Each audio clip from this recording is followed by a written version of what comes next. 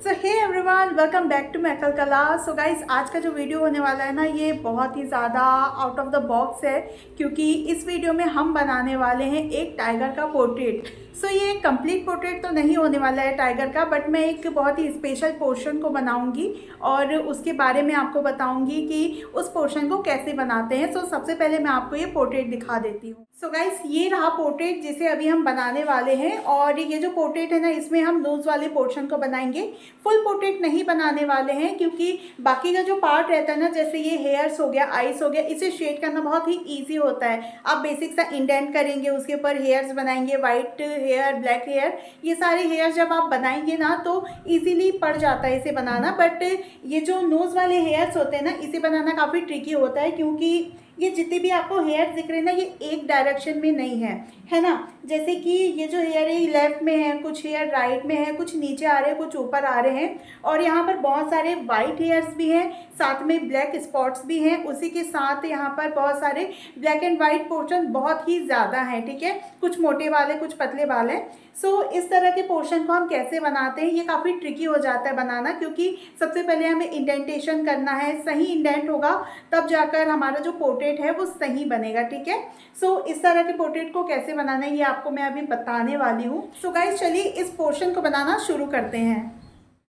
So guys, अभी हम इस पोर्ट्रेट में नोज़ वाला पोर्शन बनाने वाले हैं। और ये जो नोज़ का पोर्शन है ना, ये काफ़ी डिफ़िकल्ट है, इसीलिए मैं इस वाले पोर्शन को स्पेशली बता रही हूँ। मैं आपको बाकी का पोर्शन भी बता सकती थी, जैसे कि हेयर्स वगैरह है, बट वो इजी हो जाता है, इसीलिए हम अभी नोज़ वाला पोर्शन ही देखेंगे। सो गाइस, ये वाला जो पोर्शन है, यहाँ पर हमें इंडेंटेशन करना है। और इंडेंटिंग के लिए आप कोई भी टूल यूज़ कर सकते हैं। अगर आपके पास मंडाला किट का जो टूल आता है ना, बारीक वाला, अगर वो होगा तो आप उसे भी यूज़ कर सकते हैं। और अगर आपके पास पेन है तो आप उसे भी यूज़ कर सकते हैं। सो गाइस, अभी मैं आपको बाकी की टूल्स भी बता देती हूँ जो कि बहुत नेसेसरी हैं। सो यहाँ पर सबसे पहले मैंने लिया है एक ब्लैंक पेपर। आप इसकी जगह पे कोई भी पेपर ले सकते हैं, जो कि रफ़ पेपर होना चाहिए, क्योंकि हम चारकोल मीडियम पे वर्क कर रहे हैं। और ये जो चारकोल होता है ना, ये हाथ में लग जाता है, इसीलिए हमें सेफ्टी के लिए एक पेपर यूज़ करना ज़रूरी होता है। और अभी मैं यहाँ पर ली हूँ, एक रबर है, एक है मोनो इरेज़र, और एक है नॉर्मल वाला जो इरेज़र आता है वो है, ठीक है। आपके पास अगर मोनो इरेज़र नहीं है तो आप नॉर्मल इरेज़र को भी कट करके यहाँ पर यूज़ कर सकते हैं।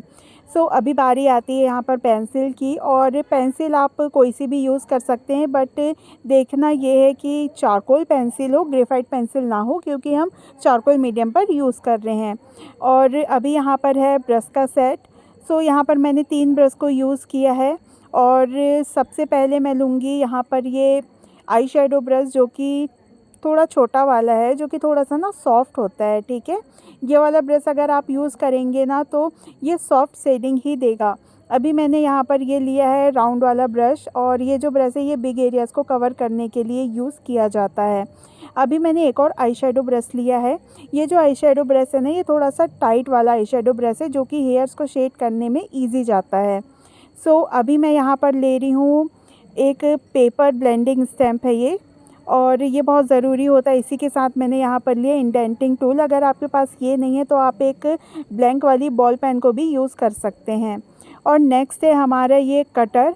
ये जो कटर है ये पेंसिल को छीलने के लिए काम आएगा, और चारकोल स्टिक से चारकोल को पुट करने के काम आएगा। सो इन सभी टूल्स को हम यहाँ पर यूज़ करेंगे। तो चलिए स्टार्ट करते हैं।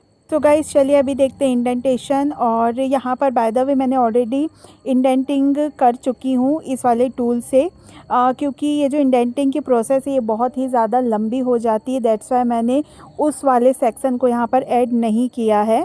और ये जो टूल है ना, इसके 2 साइड है, एक बहुत ही बारीक सा साइड है, एक थोड़ा सा मोटा साइड है। सो आपके पास अगर बॉल पेन होगी ना तो उस साइज़ का जो भी टूल हो आप वही टूल यूज़ करना। ज़्यादा शार्प टूल यहाँ पर यूज़ नहीं करना, अदरवाइज़ आपका पेपर जो है वो फट जाएगा, ठीक है। तो चलिए अभी हम यहाँ पर कलर को पुट करना स्टार्ट करते हैं। सो गाइज़, जब भी हम चारकोल मीडियम पे वर्क करते हैं तो सबसे पहले हमें वहाँ पर एक बेस लेयर को पुट करना पड़ता है। जितने भी हेयर्स होते हैं ना, सबसे पहले तो हमें हेयर्स की डायरेक्शन जानना बहुत ज़रूरी है। गाइस जब भी आप हाइपर रियलिस्टिक पोर्ट्रेट जैसी कोई चीज़ बनाते हैं ना, या इस तरह की कोई शेडिंग करते हैं, तो सबसे इम्पॉर्टेंट होती है शेडिंग की दिशा। जैसे कि अगर मैं स्किन वगैरह में काम करूँगी, तो हमारे स्किन का जो फोल्ड होता है ना, मतलब स्किन जिस दिशा में जा रही होती है, उसकी शेडिंग जिस दिशा में जा रही होती है, मैं उसी दिशा में उसको शेड करूँगी। ऐसे ही जब भी हम हेयरी पार्ट को शेड करते हैं या बनाते हैं, तो हमें हेयर्स की दिशा का ज्ञान होना बहुत ही ज़्यादा ज़रूरी है। ठीक है। सो हेयर्स चाहे हम ह्यूमंस के बनाएं या फिर एनिमल के बनाएं, हमें हेयर्स की दिशा का ज्ञान होना बहुत ज़रूरी है, बहुत ही ज़्यादा इम्पॉर्टेंट है। ठीक है। अब जो हमारे हेयर्स होते हैं ना, वो सिंगल सिंगल लाइन के फॉर्म में होते हैं, कभी भी वो एकदम स्मूथ ब्लेंडिंग के साथ नहीं होते। अगर आप हेयर्स में स्मूथ ब्लेंडिंग कर देंगे ना, तो आपके हेयर एकदम अटपटे से दिखने लगेंगे, वो बाल नहीं दिखेंगे, वो कुछ और ही दिखने लगेगा। ठीक है। सो सबसे पहली टिप यहाँ पर ये है कि जब भी आप हेयर्स को ड्रॉ करें, तो आप शार्प पेंसिल को यूज़ करें। यहाँ पर आपकी पेंसिल का शार्प होना इसीलिए ज़रूरी है क्योंकि हमें वहाँ पर एकदम क्रिस्प लाइन देना पड़ेगा। सो गाइस हेयर के क्रिस्प लाइन के लिए हमारी जो पेंसिल है उसे भी क्रिस्प होना बहुत ज़रूरी है। सो आप ध्यान रखें कि आप फर्स्ट लेयर के लिए हमेशा येलो वाली पेंसिल या फिर मीडियम वाली पेंसिल को ही यूज़ करेंगे, और इस मीडियम पेंसिल को एकदम क्रिस्प होते तक छीलेंगे। एकदम शार्प होना बहुत ज़रूरी है पेंसिल का, और उसके बाद यहाँ पर आप हेयर्स को स्ट्रोक देना चालू कर देंगे। सो गाइस अभी मैं यहाँ पर आपको एक बहुत ही इम्पॉर्टेंट टिप देना चाहूँगी। सो जब भी आप हेयर्स को यहाँ पर पुट करें और हेयर के स्ट्रोक्स देना, तो आपके जो हाथ का प्रेशर रहेगा वो थोड़ा सा ना लाइट रहेगा। आप यहाँ पर बहुत ही ज़्यादा प्रेशर के साथ हेयर्स को नहीं बनाइएगा, क्योंकि आप यहाँ पर अगर एकदम से बहुत ही ज़्यादा एक्स्ट्रा प्रेशर डाल देंगे ना, तो वहाँ पर एक बहुत ही अजीब सी लाइन बन जाएगी। क्योंकि आप यहाँ पर एक मीडियम पेंसिल को यूज़ कर रहे हैं, तो जो मीडियम पेंसिल होती है ना, वो थोड़ा सा शाइनी टेक्सचर देती है। और गाइस यहाँ पर हमें वही वाला शाइनी टेक्सचर बिल्कुल भी नहीं चाहिए, क्योंकि अगर हमें शाइनी टेक्सचर चाहिए होता ना, तो हम यहाँ पर ग्रेफाइट को यूज़ करते, ना कि मीडियम पेंसिल को यूज़ करते। आप समझ रहे हैं ना। सो हमें यहाँ पर एक शाइनी टेक्सचर नहीं चाहिए, इसीलिए हम यहाँ पर मीडियम पेंसिल को कम प्रेशर के साथ यूज़ करेंगे। हमें बस यहाँ पर एक क्रिस्प स्ट्रोक चाहिए, बट कम प्रेशर के साथ। ठीक है। सो यहाँ पर मैं अभी धीरे धीरे बाल की दिशा के अकॉर्डिंग हेयर्स को यहाँ पर पुट करते जा रही हूँ। अब अगर आप देख पा रहे होंगे ना यहाँ पे, तो आपको थोड़े थोड़े से ना यहाँ पर इंडेंटेशन लाइंस दिख रही होगी, ज़्यादा भी नहीं दिख रही होगी, बट थोड़ी बहुत यहाँ पर दिख रही है।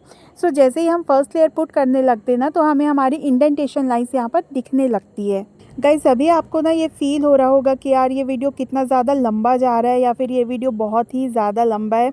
सो गाइस ये जो नोज़ का पोर्शन होता है ना, ये बहुत ही डिफ़िकल्ट होता है, क्योंकि इसमें बारीक हेयर्स होते हैं और इस तरह के हेयर्स को बनाना थोड़ा डिफ़िकल्ट होता है, और बहुत ही ज़्यादा पेशेंस के साथ इसे बनाना पड़ता है। दैट्स वाई ये जो वीडियो है ये थोड़ा सा लंबा होने वाला है। सो आप भी थोड़ा सा पेशेंस ज़रूर रखिएगा। सो गाइस चलिए इसे शेड करना स्टार्ट करते हैं।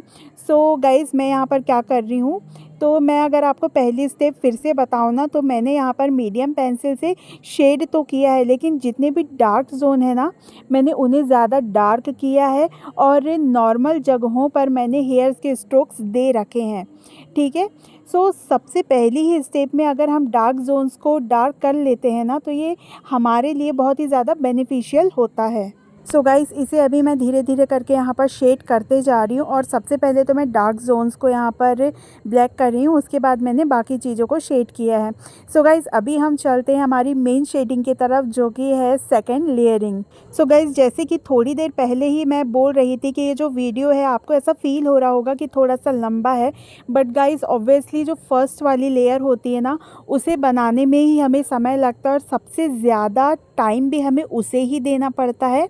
और जो फर्स्ट लेयर होती है ना, वो इतनी इम्पॉर्टेंट होती है कि वही फर्स्ट लेयर हमें हमारा रास्ता दिखाती है कि हमें किस तरफ पे शेडिंग करनी है।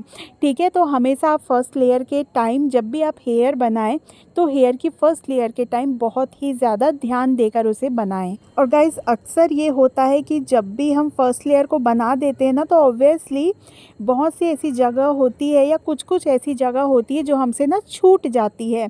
मतलब या तो हम ऐसे कंटिन्यू बनाते रहते तो हम चीज़ों को भूल जाते हैं या फिर कुछ चीज़ें रह जाती हैं। तो जब हम सेकंड लेयर को बनाते हैं ना, तो वो चीज़ें हमारे पकड़ में आ जाती है कि हमें किन चीज़ों को यहाँ पर वापस से बनाना है, कहाँ पर हमें चीज़ों को खाली छोड़ना है और कहाँ पर हमें डार्क ज़ोन वापस से बनाना है। सो गाइज़, यहाँ पर मैंने सेकंड लेयर के लिए यूज़ किया है एक सॉफ्ट पेंसिल को। अगर आप ग्रेफाइट मीडियम पे वर्क कर रहे हैं तो आप यहाँ पर 8B 10B या फिर 12B पेंसिल तक को यूज़ कर सकते हैं। अगर आप 12B यूज़ करेंगे तो वो और ज़्यादा अच्छा होगा, क्योंकि वो डार्केस्ट ग्रेफाइट पेंसिल होती है, चारकोल पेंसिल नहीं, सॉरी। सो अगर आप ग्रेफाइट मीडियम पर काम कर रहे हैं तो आप यहाँ पर 12B को यूज़ कीजिएगा, और अगर आप चारकोल मीडियम पर काम कर रहे हैं तो डार्केस्ट पेंसिल यानी कि सॉफ्ट पेंसिल को आप यहाँ पर यूज़ कर सकते हैं। सो गाइज़, अभी मैं यहाँ पर धीरे धीरे इस पोर्शन को बिल्ड करते जा रही हूँ। सो ये जो पोर्शन है ना, इसे हमें ज़्यादा टाइम नहीं लगने वाला है बनाने में। बस हमें डार्क जोन को यहाँ पर कवर करते जाना है और थोड़ा प्रेशर दे के सॉफ्ट पेंसिल से हमें यहाँ पर हेयर के स्ट्रोक्स बनाने हैं। और यहाँ भी आपको ध्यान ये रखना है कि जो भी स्ट्रोक्स आप देंगे ना, वो एकदम शार्प होने चाहिए, एकदम क्रिस्प होने चाहिए, और आपकी जो पेंसिल है वो एकदम ज़्यादा शार्प होनी चाहिए। यहाँ पर आप ब्लंट पेंसिल को बिल्कुल भी यूज़ नहीं कीजिएगा। और यहाँ पर वापस से मैं ऊपर के डार्क जोन्स को बनाते जा रही हूँ। बाय द वे, ये जो आप पोर्ट्रेट देख रहे हैं ना, जो शुरू में मैंने आपको एक कंप्लीट पोर्ट्रेट दिखाई थी, उसमें मैंने 3 लेयर्स की डाली हूँ, ठीक है। सो बेसिक हमारा मीडियम पेंसिल था, उसके बाद मैंने सॉफ्ट पेंसिल को यूज़ किया, उसके ऊपर मैंने वापस से सॉफ्ट पेंसिल को यूज़ किया था क्योंकि मुझे एकदम डार्कर शेड चाहिए था। बट अगर आपका जो रेफरेंस है वो अगर ज़्यादा डार्क नहीं है तो आप यहाँ पर केवल 2 शेड ही डालिएगा। मतलब आप एक बेसिक शेड डालेंगे न्यूट्रल पेंसिल से या मीडियम पेंसिल से, उसके बाद आप सॉफ्ट पेंसिल से अगर उसे डार्क कर देंगे तो भी चलता है।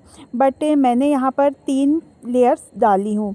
So guys, soft pencil use करके मैंने इसे पूरी तरह से ब्लेंड कर लिया, और ये अभी आप देख सकते हैं कि यहाँ पर कुछ इस तरह से हमारा पोर्ट्रेट बनकर रेडी हुआ है।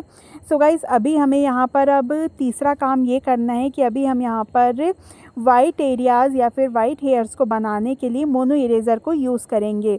सो गाइस, जो मोनो इरेज़र रहती है ना, इसमें भी आपको ध्यान ये रखना है कि आपकी जो इरेज़र है वो एकदम शार्प होनी चाहिए, 90 डिग्री पर एकदम शार्प कटी हुई होनी चाहिए।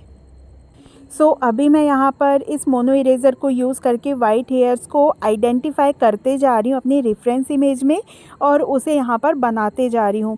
अगर आपके पास मोनो इरेज़र नहीं है तो जो डॉम्स का मैकेनिकल इरेज़र आता है ना, लंबा वाला जो थोड़ा सा मोटा होता है, ठीक है, आप उसे बीच से थोड़ा सा कट कर लें, या तो आप उसे 45 डिग्री में भी कट कर सकते हैं या फिर 90 डिग्री में भी आप अगर उसे कट करें, या 180 डिग्री में भी उसे कट करें तो भी कोई दिक्कत नहीं है। बट जो उसकी एज होती है ना, वो एकदम ज़्यादा शार्प होनी चाहिए। तो उस शार्प एज से आप यहाँ पर वाइट हेयर्स को बस बनाते जाएं। और अगर आपके पास नॉर्मल वाला इरेज़र है जो हम नॉर्मली स्कूल के टाइम पर यूज़ करते हैं ना, वो एक जो रेक्टेंगल वाला जो इरेज़र आता है, अगर वो है तो उसे भी आप बीच से कट कर लें। जब आप उसे काटेंगे तो एकदम शार्प लाइन आपको मिलेगी, वहाँ पे शार्प वाली एज मिलेगी, और उससे आप यहाँ पर हेयर्स को बनाते जाएं। गाइज़, यहाँ पर मोनो इरेज़र होने का बस एक फ़ायदा ये हो जाता है कि हम छोटे से छोटे एरियाज़ में भी वाइट हेयर्स को बना सकते हैं और वाइट एरियाज़ को कवर कर सकते हैं, ठीक है। इसीलिए मैं यहाँ पर मोनो इरेज़र को यूज़ कर रही हूँ। सो गाइस, जब आप रबर को यूज़ कर लेंगे यहाँ पर, तो इसके बाद आपको एक खाली ब्रश लेना है जिसमें कि बिल्कुल भी चारकोल पाउडर ना हो, और उस ब्रश को आप बस यहाँ पर एक बार चला देंगे। आपको बार बार ब्रश को यहाँ पे रगड़ना नहीं है, एक बार बस आप ब्रश को चला देंगे तो आपका काम हो जाएगा और आपके वाइट हेयर्स आपको मिल जाएंगे। सो देखिए, ये पोर्ट्रेट यहाँ पर कंप्लीट हो चुका है। सो गाइज़, आपको ये पोर्ट्रेट कैसे लगा मुझे कमेंट में ज़रूर बताइएगा। सो गाइज़, आइज़ बनाने के बाद ये रहा फुल पोर्ट्रेट टाइगर का। और अगर आपको इस तरह का पोर्ट्रेट बनाना सीखना है, चाहे एनिमल का हो चाहे ह्यूमंस का हो, तो आप मुझे इंस्टाग्राम में डीएम कर सकते हैं। मेरी आईडी का नाम है मैकल कला। और अगर आप इंस्टाग्राम नहीं चलाते हैं तो आप मुझे ईमेल भी कर सकते हैं, जो कि डिस्क्रिप्शन बॉक्स में मैं दे दूँगी, या फिर आप मुझे कमेंट बॉक्स में बताएं कि आपको इस तरह का पोर्ट्रेट सीखना है तो मैं आपसे कॉन्टैक्ट कर लूँगी। सो मिलते हैं नेक्स्ट वीडियो में, बाय।